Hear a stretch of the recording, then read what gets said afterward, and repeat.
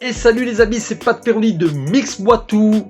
Alors aujourd'hui je vais vous faire découvrir plutôt mon petit home studio. On va parler bien sûr de matériel audio, mais également de matériel vidéo, puisque je réalise de temps en temps des clips pour des artistes. Alors comme je suis très pressé de vous parler de tout ça, eh bien suivez-moi, c'est parti. Alors voici mon home studio, il est installé dans un petit cabanon que j'ai au fond du jardin, dans lequel il y a deux pièces d'à peu près 12 mètres carrés. Ici c'est la première pièce où j'ai installé tout mon matériel audio. C'est là où je fais mes compositions, mes arrangements, mixage, mastering, etc. L'acoustique est sympa, déjà parce qu'il y a un plafond qui n'est pas droit, c'est une toiture à deux versants. Donc c'est sympa pour les réflexions. J'ai mis un rideau sur le devant et un rideau sur l'arrière, ainsi qu'une moquette au sol. Donc voilà, ça sonne pas mal. Là sur la droite vous avez une cabine, c'est la cabine chant où je fais aussi des guitares parfois. C'est pas très grand mais c'est très bien traité acoustiquement. Voilà, avec les micros, mais bon, on y reviendra tout à l'heure. Je vous ferai voir tout ça.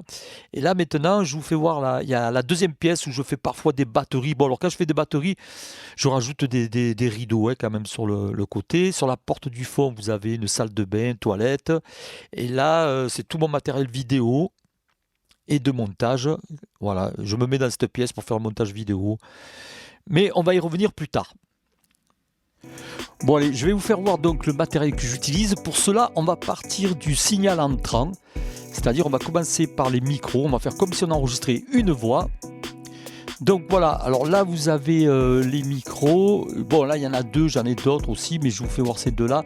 Il y a donc le premier, c'est le Neumann que j'aime beaucoup, le U87. C'est un micro de caractère, c'est un micro qui va embellir vos sources. Moi je l'utilise un peu pour les voix feutrées, les voix douces. Bon là il a une suspension un peu bizarre, c'est le collier de ma petite fille. Il faut que j'en achète un autre, je change les suspensions. Et ensuite donc j'utilise aussi le Rode NT1 parce que c'est un micro qui est assez il est plat et linéaire.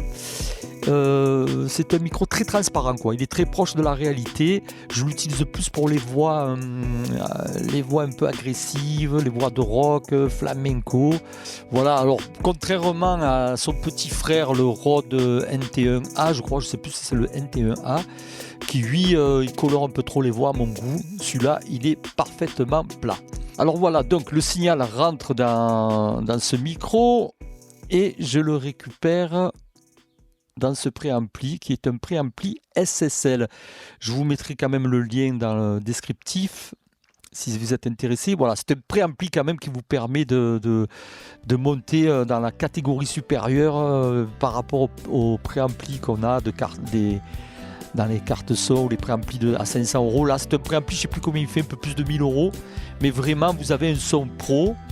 C'est un micro, c'est un préampli qui est assez linéaire, mais vous avez quand même ces touches là pour colorer un petit peu le son, qui rajoute un peu des harmoniques. Là vous avez un limiteur coupe bas ici, 40, moins 40, moins 60, et bien sûr la section d'équalisation. Et ce qu'il y a de super dans ce préampli, c'est qu'il a une sortie numérique, et ça fait toute la différence. Parce que je n'ai pas besoin d'acheter une carte son à 2000 € avec des super convertisseurs, puisqu'en fait je récupère le signal en numérique dans cette carte son qui est une Steinberg que j'ai dû payer 400 € à peu près. Bon, je vous mettrai le lien si ça vous intéresse. Et donc il n'y a aucune conversion en analogique, et c'est ça que je trouve vraiment cool dans ce matériel. Voilà, là j'ai une petite table de mixage où j'ai mes retours de voix. Mon logiciel séquenceur, donc c'est Cubase 12 avec tous les plugins, Autotune, Nexus, la suite complète. Mais ça, je referai un tuto dessus parce qu'il y aurait trop de choses à dire. J'ai un clavier, je sais même plus la marque que c'est. Voilà. J'ai un petit clavier aussi que je m'en sers comme surface de contrôle. Je déclenche des sons, des séquences avec un deuxième clavier qui a des sons sympas aussi dedans. Les enceintes, alors ça c'est des KRK audio. Bon, normalement j'ai des Genelec, ça fait un moment là, il faut que je les récupère, elles sont en panne. Ça bon, avec une paire de NS10. Et j'ai aussi derrière, vous pouvez voir des enceintes 3 voix. C'est une marque pas connue, mais bon, elles sonnent bien, elles font le job. Surtout pour calibrer les basses, les sub-basses, voilà. C'est du bon petit matos. Et franchement, avec ça, on peut faire déjà du très très bon boulot. Voilà. Donc là, vous avez une basse, une guitare. Bon, moi, je suis batteur à la base, mais je joue aussi de la basse et de la guitare. Voilà, c'est à peu près tout ce qui concerne mon matériel audio. C'est pas... Il y a mieux, mais c'est plus cher. Alors ici, vous avez donc la pièce où je fais mon montage vidéo. Voilà, vous avez donc ici, c'est un Mac M1 avec un petit écran. Ce que j'aime bien, c'est que je peux tout transporter dans une sacoche quand je suis en camping-car ou à l'hôtel. Je peux continuer à faire mes montages. Je travaille sur Final Cut Pro parce que bon, je suis habitué avec ça. Et puis, je trouve que c'est un logiciel qui exporte très très vite.